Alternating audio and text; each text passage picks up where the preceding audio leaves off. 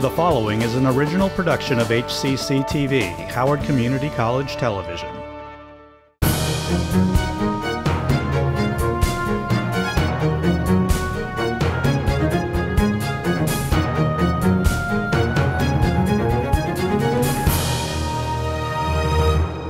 Welcome to In Focus. I'm your host, Dr. Kate Hetherington. The shortage of allied healthcare workers is no secret. Howard Community College is filling the gap with new and existing programs. Here to tell us more about it is the chair of the Health Sciences Division, Dr. Georgine Butler. Welcome, Dr. Butler. Thank you for having me. Well, we have an exciting topic to talk about today, and my first question for you is, why is it important to fill the healthcare worker gap? Our population is aging. We're living a lot longer, and we know that there is going to be a significant gap in the existing healthcare workers and the ones that are ready to come on board, and so we're poised to fill that gap. Talk to us about some of the things that we've done at HCC to address the healthcare gap. Well, I think the first thing is we have a brand new health sciences building, state-of-the-art building, and since we've opened that building, we have new programs in it as well. We also have community partnerships. Our community has been very gracious to our college in allowing us to bring our students in there for educational experiences.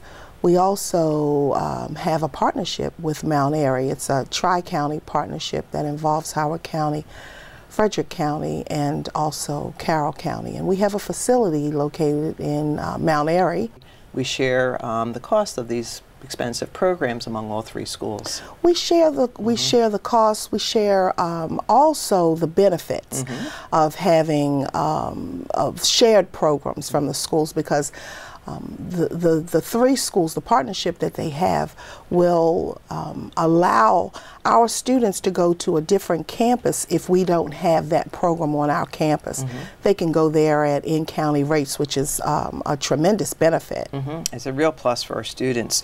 Now, we have some interesting new spaces and technology in the new Health Sciences building. Can you tell us about those new spaces? The entire building is technologically advanced with the student in mind. And when we look at educating the student today, we're looking at all types of technology to help with that. In addition to that, each of the clinical programs has some type of technological benefit.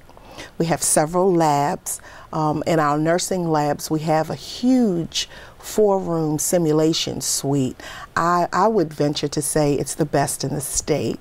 In addition to the nursing simulation suite, in our cardiovascular technology program, we have a Mentis simulator. The simulator helps the student and provides the environment as if they were in the hospital and they were doing a cardiac catheterization. In our radiologic technology lab, our labs are live, so the students are able to practice on phantom limbs and do x-ray simulation in that manner. The emergency medical technology program has an ambulance simulator. I have to admit, that's my favorite. Yeah, it really resembles an ambulance. It does everything but move. Right. It has all the bells and whistles, and I imagine if you looked at it from the side, you might think that it really was. It looks like an ambulance inside a classroom. Ambulance. Yeah, it does, and the students are getting a great benefit from it. Simulation can't be underestimated. Now, you've added new programs, new degree programs, and I know our listening audience would love to hear about them. So how about if we start off with diagnostic medical sonography? Can you tell us about that? Yes, that diagnostic medical sonography is, they do ultrasound, basically. And it's truly, again, state-of-the-art when you go in and look at the lab.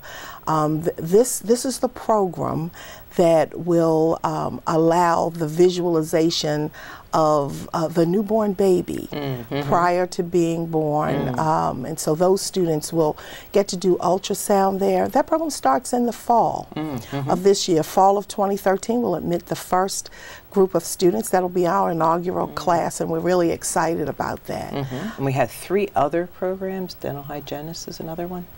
The dental hygienist program is, we're in the process, before we can admit any students, we have to undergo an accreditation process that in the next academic year we'll either admit students or get the go sign to admit them in the following fall.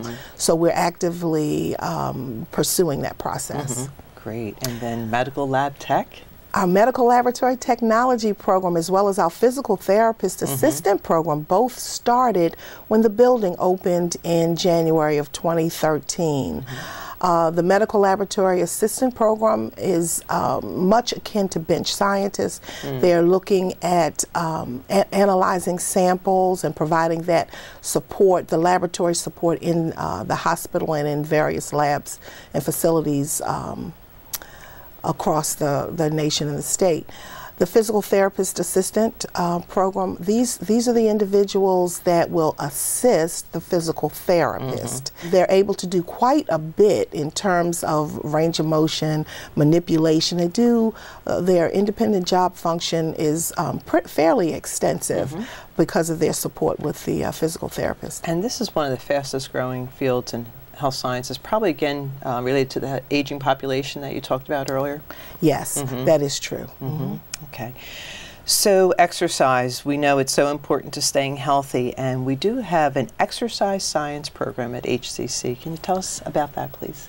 Not only do we have an exercise science program, we have an exercise science lab, and it has all of the equipment to train the professional to help to promote exercise and to promote healthy lifestyle. So we're really excited.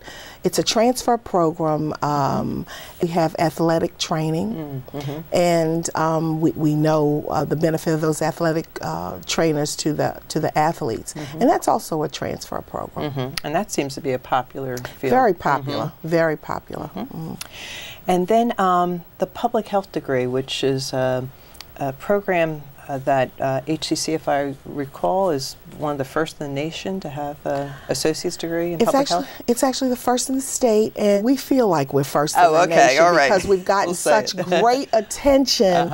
But we are the first in the state, and we really are getting national attention with this degree. Our program director for public health has been a real champion across the nation for this degree option. We know now, with all of the different things that are happening with healthcare, that this degree will be invaluable in terms of jobs that we don't even know about right now. And so we're one of the first, and in addition to that, this degree is articulates to the University of Maryland, Baltimore County. There's great interest across the nation in our program in particular, and I would imagine it's because of how it's structured. We're really looking now toward how we can offer this program to multiple audiences, even outside of the state. So we're looking at online options for that degree program. And if I recall, our first graduate from the public health program transferred to Hopkins. That is true. That is true, and we're excited because it means then that what we're offering here at HCC is par excellence. Yes, that's a great advertisement for the program and the college. So if a student is interested in finding out more information, what should they do?